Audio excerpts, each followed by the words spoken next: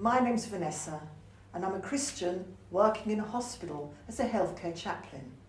And today I'm actually standing in the chapel in the L&D, Luton and Dunstable Hospital.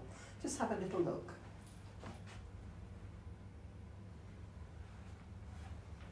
Equally though, I could be a Buddhist working as a chaplain in a hospital.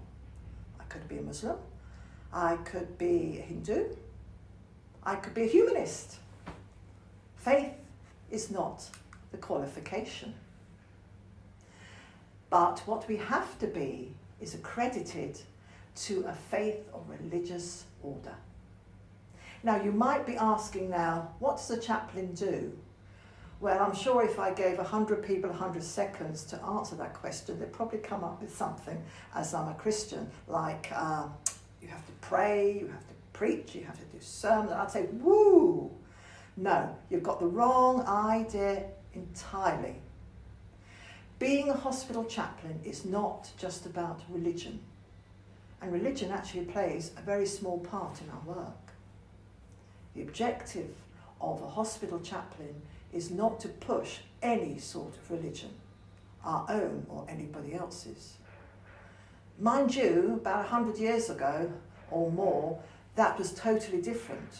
A hospital chaplain would be definitely a man. He'd probably have a big beard, dog collar here, a Bible in one hand, prayer books in the other, and he'd go around and pray with everybody and all the rest of it.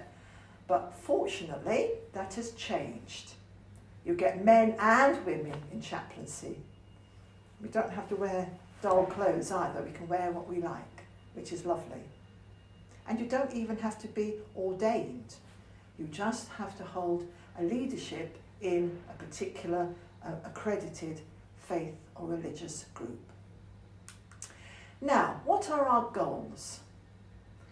Well, our goals are to make people feel comfortable while they're in hospital, whether they are patients, relatives, or staff. We make connections with people.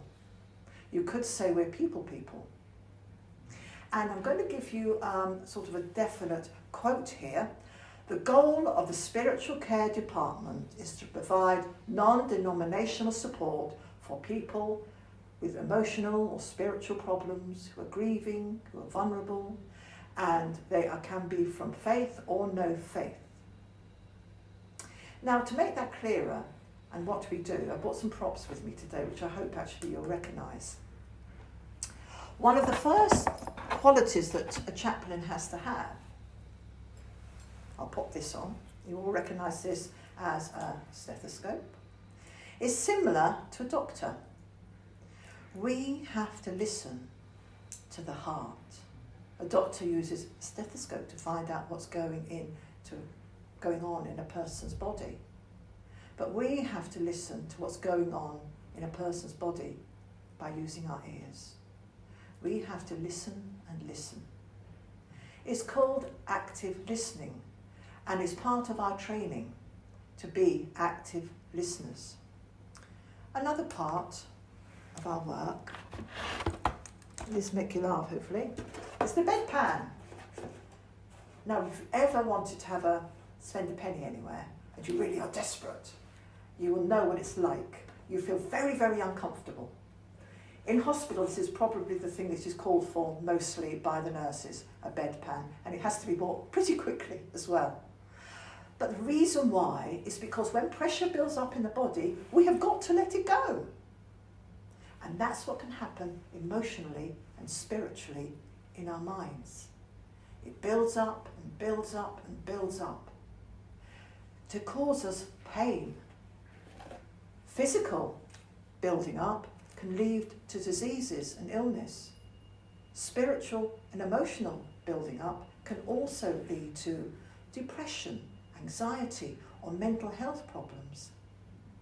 But if you call a chaplain, they will have time to sit and listen, and you can talk to them, and you can feel relieved.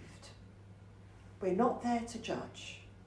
We're just there to be really a facilitator, so that you can find out what's hurting you emotionally, express it to somebody, And, if necessary, we will bring in other people to help you if you give us the problem, like passing it over to us.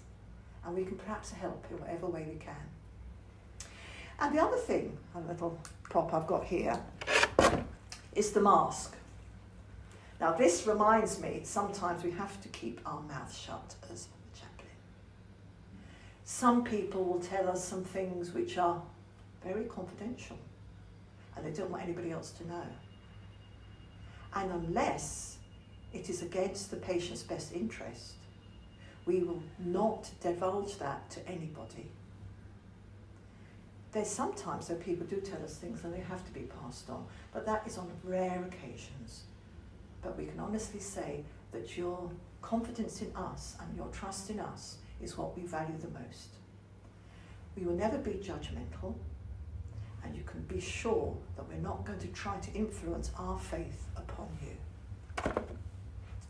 So, what else do we do?